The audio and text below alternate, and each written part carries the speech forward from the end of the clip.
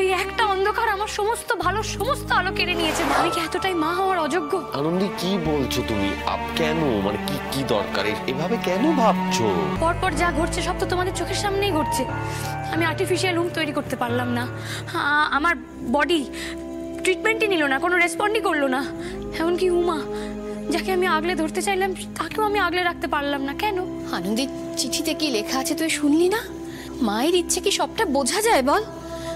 দেখ, মা দুর্গার হয়তো তোকে নিয়ে এমন কিছু ঠিক করা আছে যেটা যেটা আর 5 জনের নিয়মের সঙ্গে মেলে না। আমি জানি মা, মা দুর্গার জন্যই আজকে আমরা এভাবে ভালোভাবে আছি। উনি না চাইলে কিছুই সম্ভব নয়, কিন্তু তাই বলে উনি আমার এই জায়গাটা এতটা ফাঁকা, এতটা অন্ধকার কেন রাখলেন? আমি কি অন্যায় করেছি বলো তো? ওই একটা অন্ধকার আমার সমস্ত ভালো সমস্ত আলো কেড়ে নিয়েছে মা। আনন্দী প্লিজ একটু সামলাও নিজেকে, প্লিজ।